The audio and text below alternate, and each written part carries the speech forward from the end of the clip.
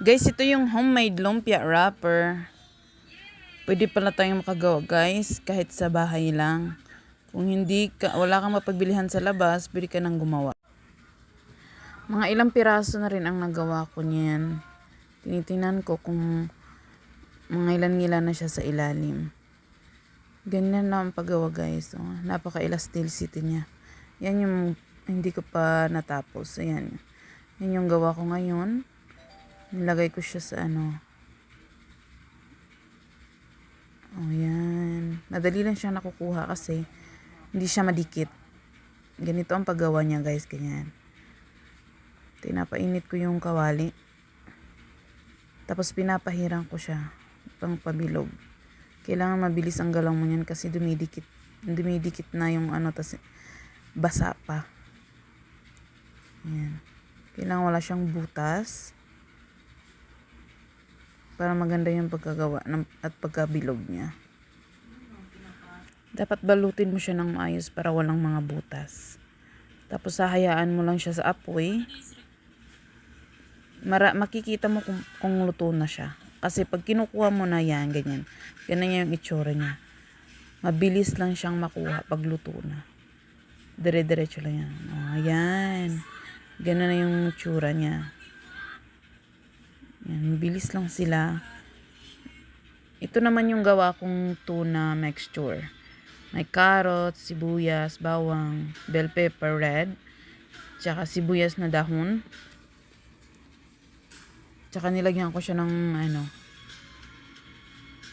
nilagyan ko siya ng sesame oil. Black pepper, asin, ganun. Ganun timpla lang. Dito naman tayo sa pagbabalot. Pasensya na kayo dyan guys. Medyo nagkamali ako dyan. Kasi, dapat yung tuna, ni-strainer ko siya ng matagal. Minadali ko kaya yan. Nagtubig yung aking mixture, tuna mixture. Kaya nahirapan akong ibalot. Yan ginawa ko dyan. Pinatulog ko muna sa ibang lagayan para ma-drain yung tubig. Dito naman tayo sa pagbabalot na. Yan, nag-gloves na lang ako para mag-wrap ng Hawakan ko na lang yung mixture niya para hindi madala yung tubig. Yan, naglagay ako ng mixture. Tapos, nirap ko na siya ng same procedure pa ulit-ulit lang. Yan. Ganyan.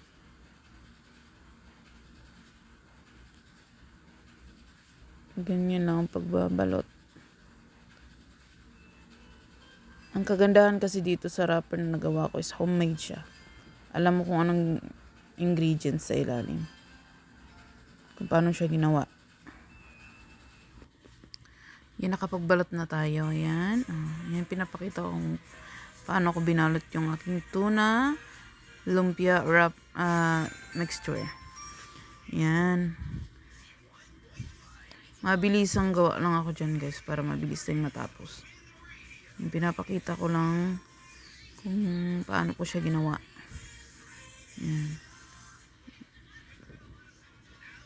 Yan ang mga wrapper na nagawa ko is napaka-elastic niya guys. O kahit magdikit-dikit sila, hindi sila nasisira. Kasi napaka-elastic niya. Ang ganda ng texture niya. Kaya mabilis lang siyang matanggal kahit nakadikit. Mabilis ang pag-wrap lang para madaling matapos.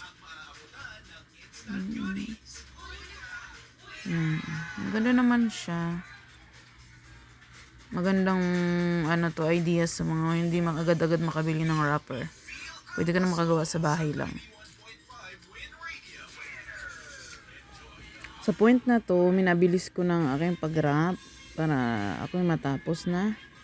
Napakarami nang gagawa ko. Mga sa 3 cups ng harina, ang nagawa ko is 36 pieces siya.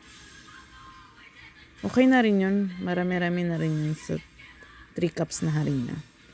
Napakadali lang guys ng gawin. Minabilis ko na yung pag-wrap para mabilis nang matapos. Dito naman, ay malapit na akong matapos dyan. Ayan.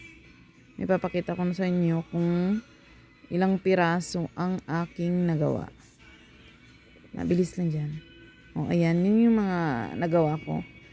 Nalagay ko na sa Tupperware. 36 pieces siya, guys. Not bad. Ang dami na rin siya sa 3 takal na harina. Thank you for watching.